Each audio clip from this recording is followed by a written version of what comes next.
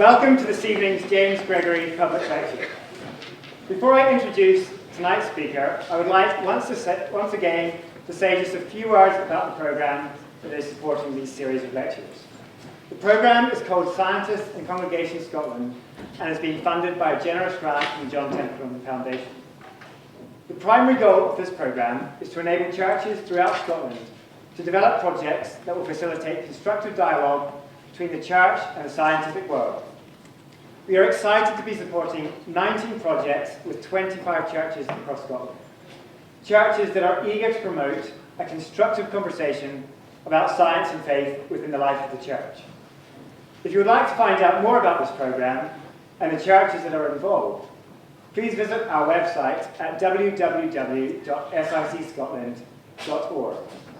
I would also encourage you to check out the website for this series of James Gregory lectures, where you will be able to find an exciting list of some of the upcoming James Gregory lectures, as well as videos of past lectures. There is also a link here to the iTunes podcast that we have recently launched. Also connected with these lectures is a branch of Christians in Science within the university. If you are interested in being involved with this, or indeed if you're interested in hearing about future James Gregory lectures, please fill out one of the forms that are up here at the front. One more thing that I've been asked to mention is that one of the churches we are supporting, St. Andrew's Episcopal Church, is hosting a performance of Mr. Darwin's Tree. This is a highly acclaimed play that focuses on the relationship between the agnostic Darwin and his Christian wife, Emma, and provides a bold treatment of issues around science, faith, love, and human destiny. This will take place this Wednesday at 7:30 p.m. at St. Andrew's Episcopal Church. I've printed out some more information about this up here at the front.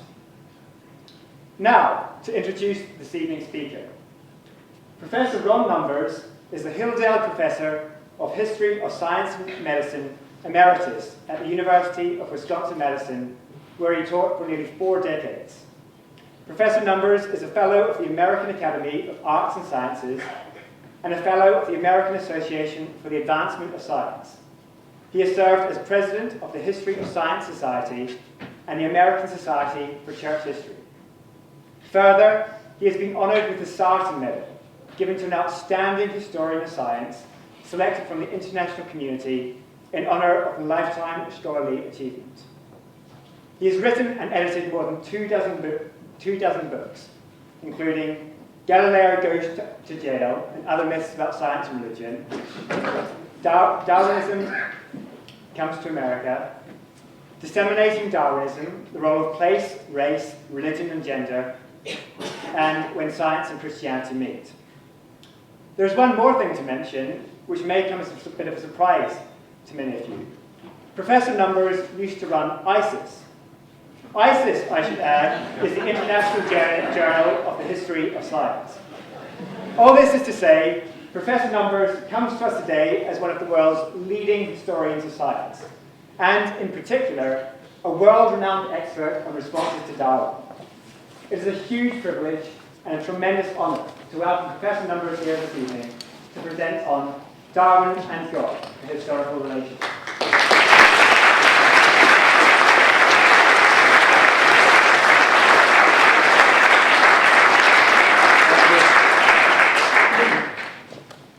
Thank you, Andrew, and Eric Priest, who invited me to come here.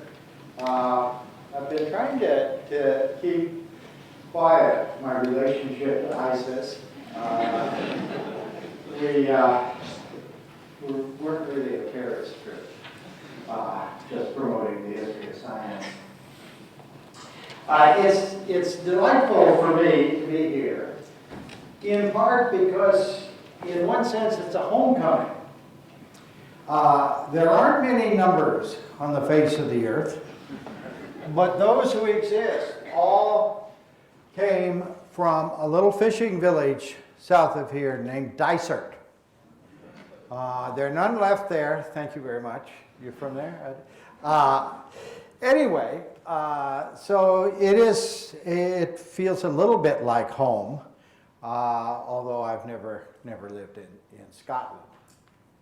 But I'm not here to talk about myself this evening. I'm here to talk about Darwin and God. I know a lot more about Darwin than God, but we'll mention God from time to time in this presentation. Charles Darwin, as probably many of you know, was an eminent naturalist during the 19th century who started out trying to find another career. Like his father, who was a distinguished physician, he thought that maybe he should go into medicine. And he went up to the University of Edinburgh to study for a while, only to discover that he couldn't stand the sight of blood. So he dropped out of that, and then his father thought, well, I don't mean any disrespect here, but that if all else failed, he could become a minister and earn a decent living as a parson, and could cultivate his growing interest in natural history. So he went to Cambridge, but became increasingly interested in natural history. And shortly after college, university, he accepted a position on the Beagle for about a 5-year voyage around the world, which changed his life and to a certain extent has changed our lives as well. He grew up a Christian. I don't know how devout you would say he was, but over the decades, he gradually lost his faith. So it's probably good that he didn't go into the ministry. It wasn't his work on evolution, however, that prompted this loss of faith. It was personal experiences, and this was more or less typical of Victorians who did lose their faith and become free thinkers. His father, as I mentioned, was a physician, widely respected in the community, a good man, who died in 1848. His father was not a believer in Christianity. And his death prompted Darwin to think about the Orthodox Christian doctrine of what happened to unbelievers when they died. That is, they burned in hell forever. It seemed like that wasn't a very good doctrine for him to embrace. A mere 2 years later, his favorite child, a daughter named Annie, became very sick. Emma Darwin, Mrs. Darwin, was pregnant with still another child and was unable to take care of Annie. And so Charles Darwin set off with a governess to a water cure establishment that he had visited on occasion for his own health. He was not exactly a robust, healthy man, in hopes that Annie would find some means of recovery there. Unfortunately, she died. This was a terrible blow to Darwin. He was so broken up by it that he wasn't even able to get himself to the funeral. And he began to think again about the doctrines of Orthodox Christianity.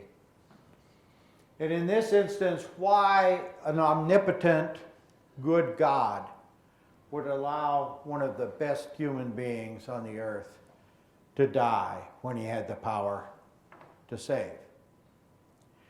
And so about this time, Darwin later records, he gave up his faith.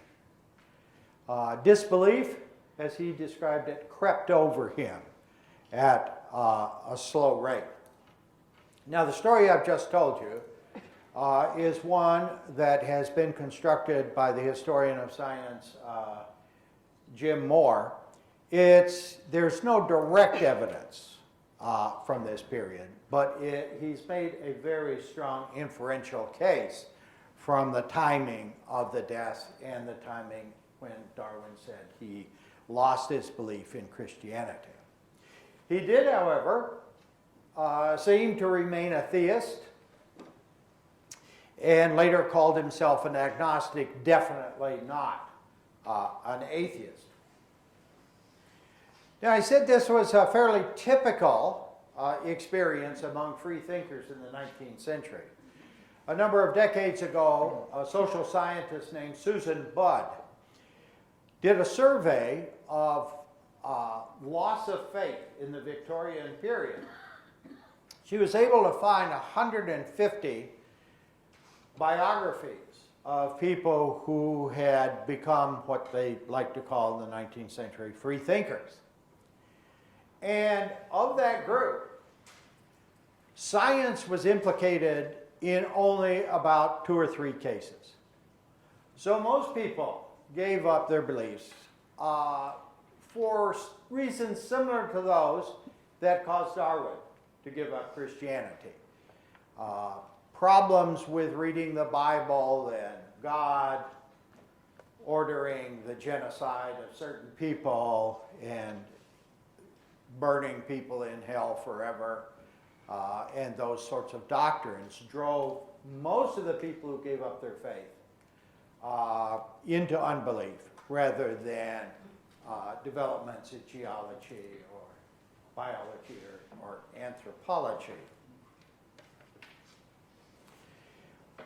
When Darwin came back from the voyage of the Beagle, he began analyzing what he had accumulated during these years abroad and opened some notebooks in which he recorded his ideas that were developing at the time. As early as 1838, Darwin noted that attributing something to the will of the deity was utterly worthless. And by that he meant utterly worthless as a scientific explanation. Now perhaps I should point out that, and this may be contrary to what you imagine, science wasn't invented until the early 19th century. In antiquity, people who studied nature were called philosophers. Eventually, the labels natural philosopher or natural historian were applied to those who studied nature. And of great significance, at least in the 17th and 18th century, just in the period before this, natural philosophers, the greatest of whom was Isaac Newton, said categorically that if you practiced natural philosophy, it was okay to refer to God. So God talk was part of natural philosophy. Hence, in the 17th and 18th century, you don't see any writings on God or religion and natural philosophy because they weren't different. This phrase and this approach appears first in the early, about in the 1820s, and then becomes a staple in the literature. Finally, it becomes a library classification for organizing knowledge, the category of science and religion. By the early 19th century, science had been captured by the students of nature to apply not to knowledge generally, for which it had been a term for millennia, but knowledge of nature. And in practicing this new discipline, probably the most salient restriction was that one could not appeal to the will of the deity, that is, to God or Satan or any other supernatural forces. You could believe in it,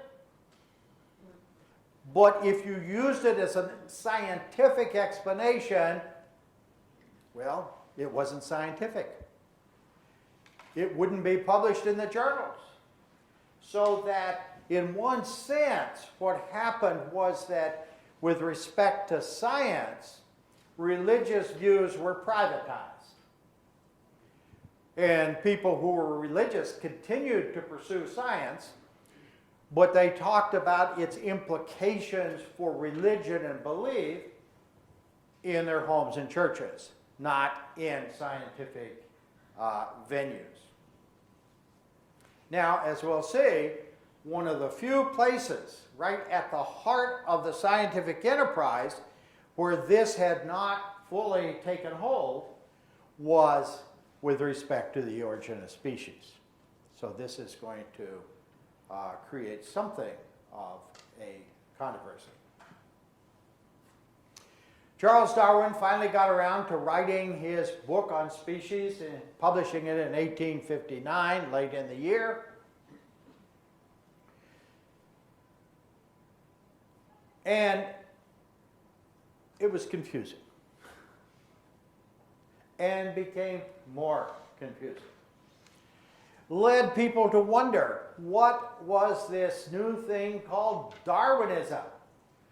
And the term Darwinism, for close to a century, encompassed a number of different positions with respect to the development of species or larger groups.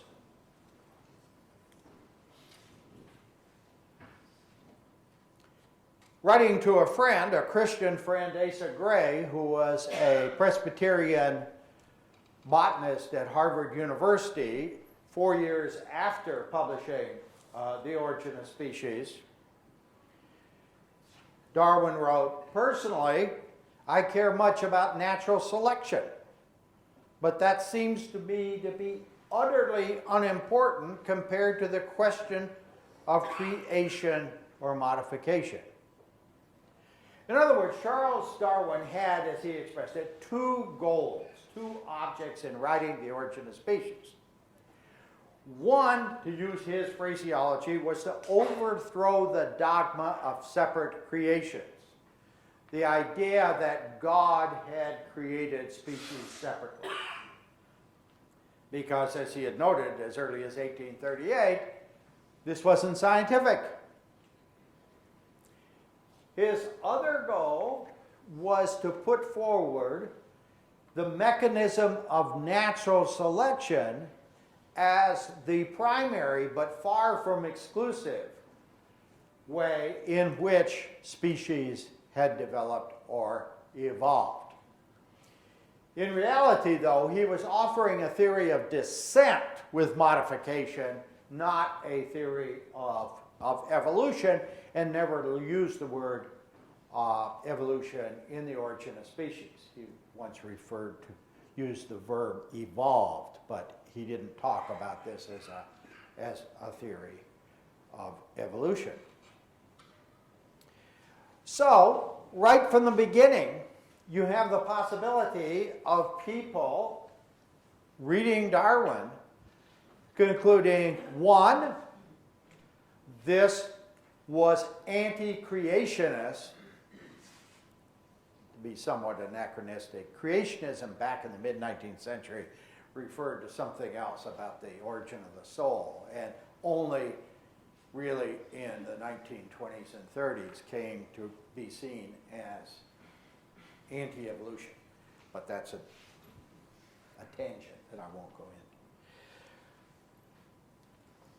So you could define Darwinism as anti-creationism fairly. That was his primary goal in writing The Origin of Species. Or you could define his theory of natural selection as Darwinism. Some of you here may be familiar with a couple of books by the Irish historian of science, Peter Bowler. The Eclipse of Darwinism is one, or the overthrow, or excuse me, the non-Darwinian revolution at the end of the 19th and beginning of the 20th centuries. But in those books, he is equating Darwinism with natural selection. Natural selection was struggling during the late 19th century and early 20th century to establish itself as the primary mechanism for evolution.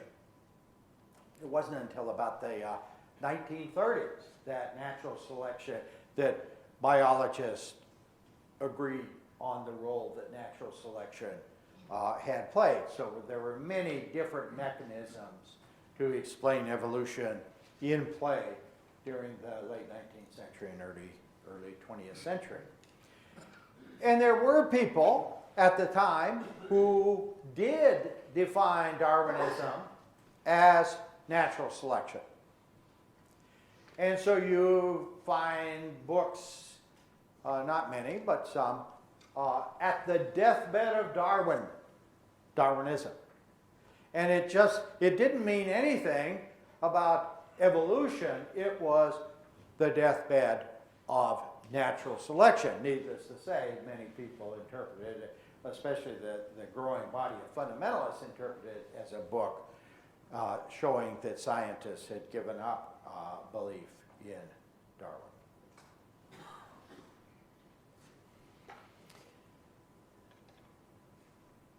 Now, at the end of The Origin, Charles Darwin, in two places, summarizes his theory. And it's not going to clarify anything, although it should. He says that, according to his theory,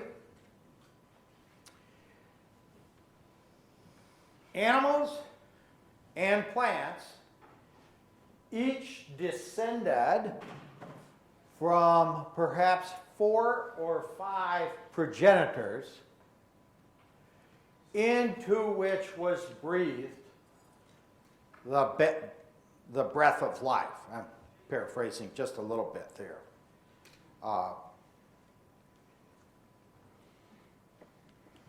Analogy, he said, would lead me one step further, namely to the belief that all animals and plants have descended from one such prototype.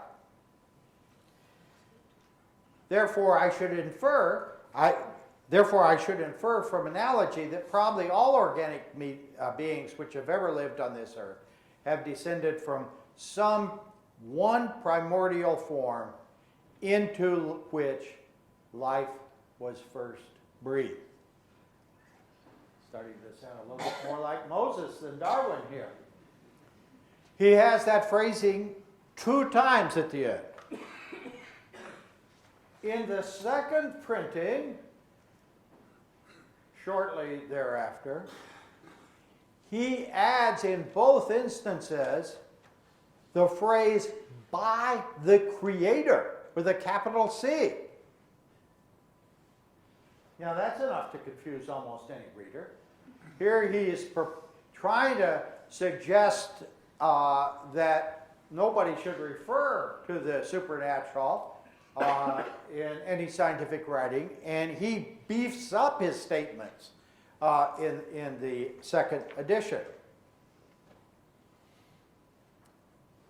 Just shortly after that, he writes to his friend J.D. Hooker at Kew Gardens and says, I have long regretted that I truckled to public opinion and used the Pentateuchal term of creation, by which I really mean appeared by some wholly unknown process. It is mere rubbish, thinking at the present of the origin of life. So here he's embarrassed with his scientific friends that he did this to the origin, added breathed by the Creator. So he has 4 more editions before he dies. In the next printing, or edition, he takes out one of these but leaves in the other one, and left it in until he died. which raises some interesting questions that I've never heard Darwinian experts ever solve.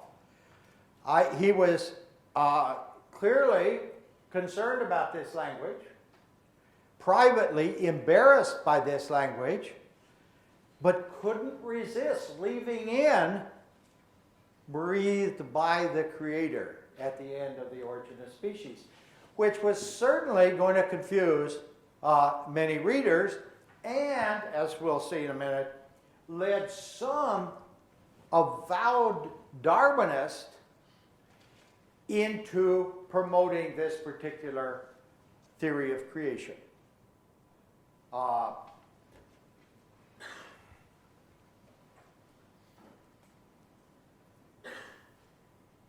Might be a good idea for me to look briefly at some of the self-defined Darwinists, some of his closest friends and apologists, for how they interpreted this.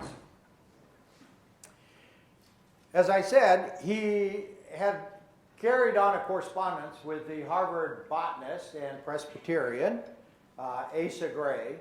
In fact, it was his correspondence with Gray before 1859 that helped Darwin establish his priority over Wallace, Alfred Russel Wallace, in claiming to be the discoverer of natural selection. And he and Gray would write back and forth over the years. Darwin sent him an early copy of The Origin, and Gray said, if you allow for the Creator to be the origin of life and the first organic things, why can't you allow the Creator to explain the origin of humans? Or, in the theory of natural selection, you have what Darwin called accidental variations on which natural selection works. Okay? So, in any family, among the siblings, some will be bigger, some will be stronger, some will be taller. And then in the struggle for survival, those with the advantageous characteristics will survive and propagate, and that's how evolution takes place. Asa Gray said, well, why don't you assume, since you have no idea how these accidental variations occurred, why don't you attribute those to the deity? It'll help you, public relations with the Christians, and it might be true.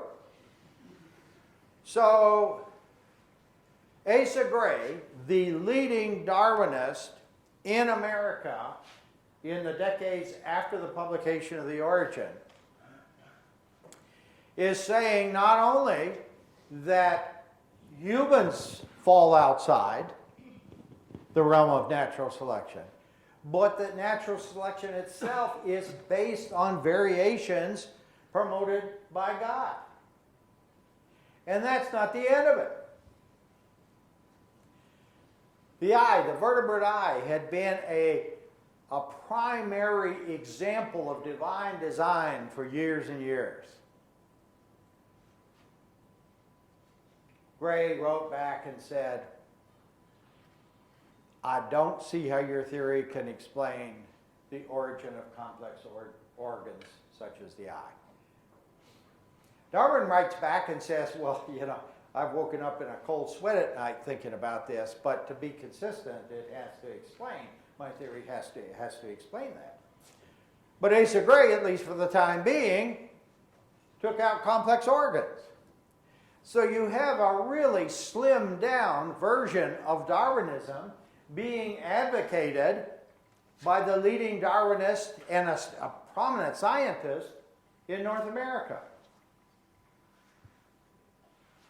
To make matters worse, a colleague of Gray's and a collaborator of Gray's named George Frederick Wright, who was a congregational minister and amateur geologist, joined Gray in promoting Darwinism. But George Frederick Wright also wanted to tinker with what he was reading, but not tinker so much, because as we've seen, Darwin himself was putting in this creationist language at the end of the origin. So Wright, in promoting Darwinism, sold it as a theory of descent from 4 or 5 originally created forms of plants and animals, and became a virulent critic of evolution, of the evolution of people like Spencer and Huxley, who saw everything evolving. He said, no, Darwinism is a limited program that allows for the creator to be active in this. So you have probably the 2 most active promoters of Darwinism, modifying it sufficiently that it was fairly compatible with many Christian beliefs. Perhaps not surprisingly, in the 1910s, George Frederick Wright, an old man, contributed the article on evolution to the Fundamentals, the series of pamphlets that gave rise to the fundamentalist movement in America. He moved further and further to the right. That was his name. That way, throughout his life. Now, there were other people. One of the more outspoken advocates of Darwin was a zoologist who said, almost echoing later fundamentalists, that if you accept Darwinism, it destroys belief. He was the son of a Baptist deacon, had grown up in a very strict conservative Christian home, and he said, Darwinism destroys any notion of a fall, of the need for redemption, and wipes out the whole Christian scheme of things, which is what the fundamentalists would soon be saying as well. So there were people who thought that Darwinism, properly understood, was very destructive to conventional views.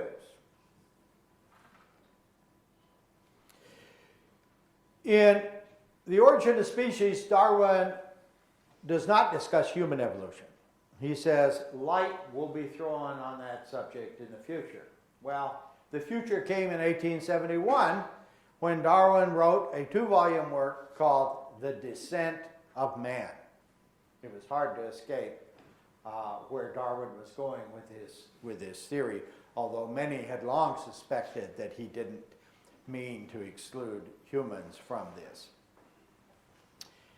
In a passage that became widely circulated and justified some considerable concern, Darwin wrote in The Descent of Man, "Man is descended from a hairy quadruped, furnished with a tail and pointed ears, probably arboreal in its habits and an inhabitant of the old world." That annoyed some New World people. And he goes on to say that, I'll read one more sentence. "The quadrumana and all the higher mammals are probably derived from an ancient marsupial animal, and this through a long line of diversified forms, either from some reptile-like or some amphibian-like creature, and this again from some fish-like animal." And in effect, goes back to the tadpole. So people who describe Darwinism as sort of tadpole to man or monkey to man weren't really far off from what he had written in The Descent of descent of man.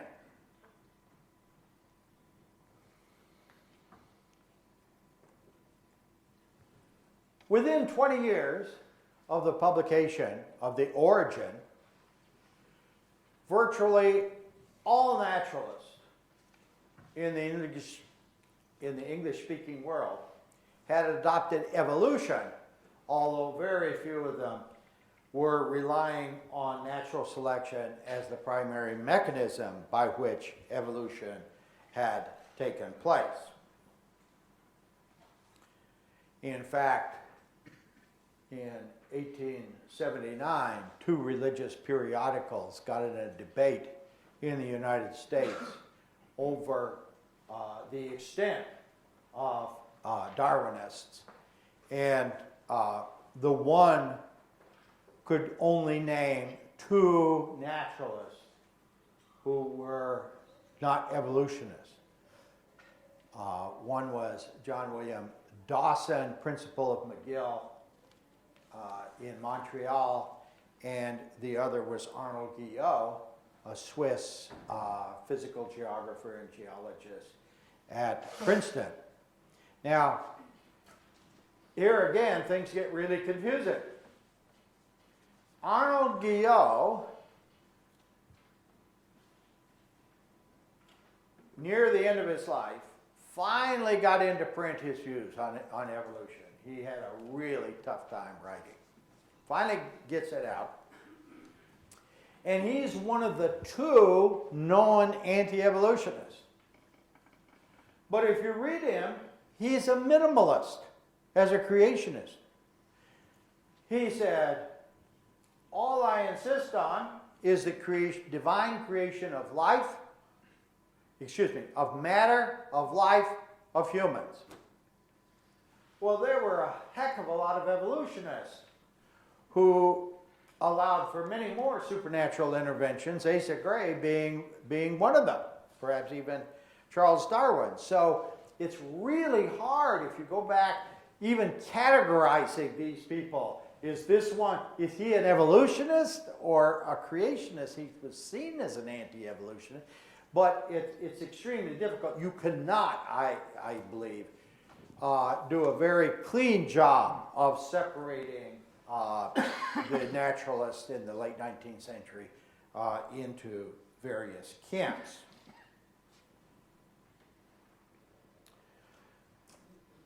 So one of the questions, better look at the time here. I have till when? What? I don't get 6 days?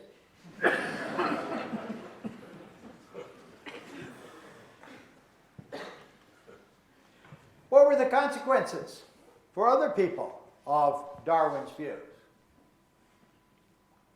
Well, as I'm sure you're already suspecting, there was a broad spectrum of responses to this.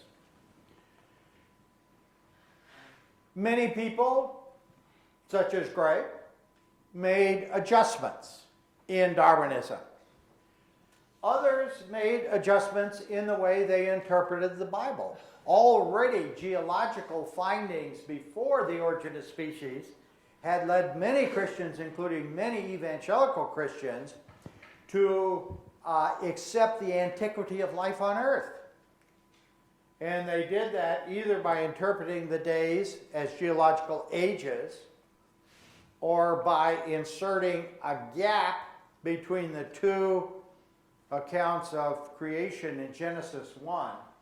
Some of you will know there are two accounts of creation in Genesis 1 and Genesis 2, but there are also two accounts of creation in Genesis 1. If you remember your Bible, and I can assume all Scots would know their Bible, in the beginning God created the heavens and the earth, but it doesn't say when.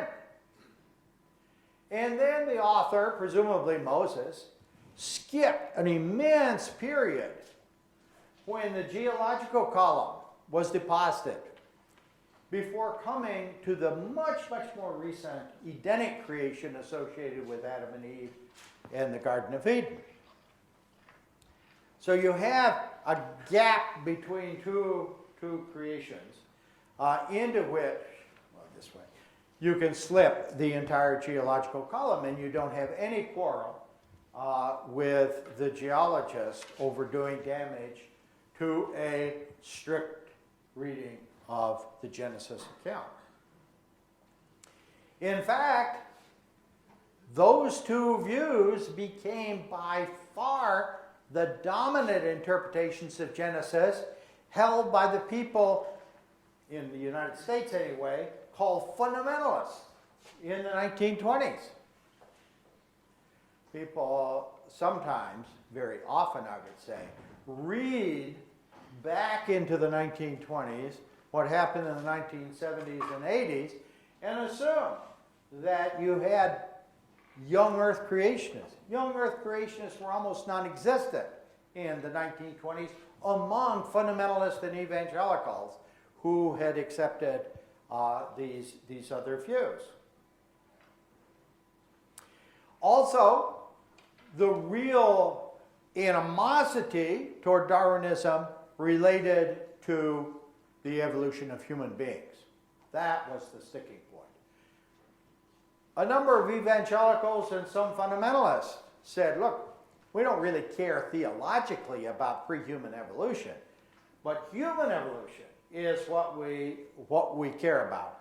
And the laws that were passed banning the teaching of evolution in the United States banned human evolution, not evolution generally.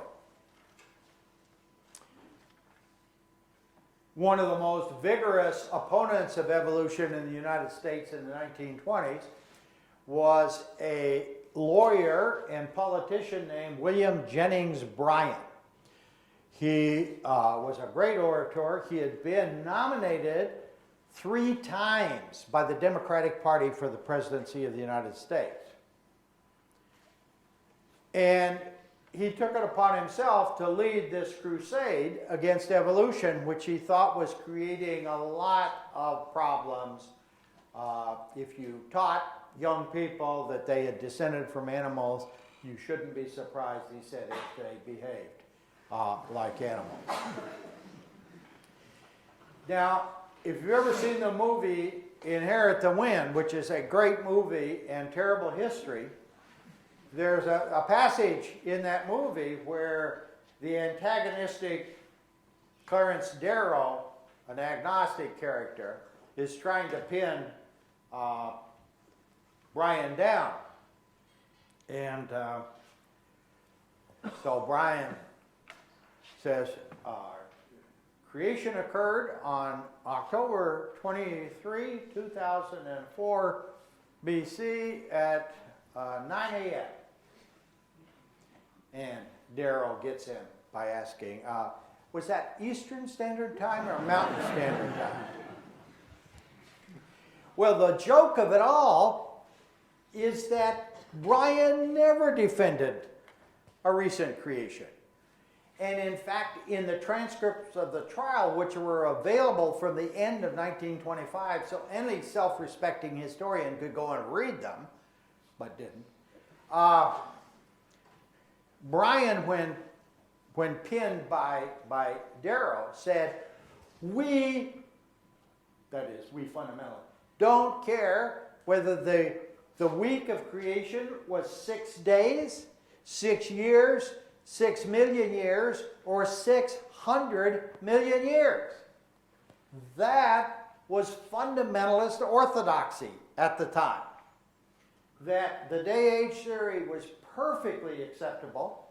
The head of the organization that arranged for the trial and arranged for Brian to come to the trial, William Bell Riley, a Baptist minister from Minneapolis, was also a very vocal advocate of this day-age theory. So there was nothing strange about fundamentalists embracing that. Brian himself said, look, no problem theologically with pre-human evolution,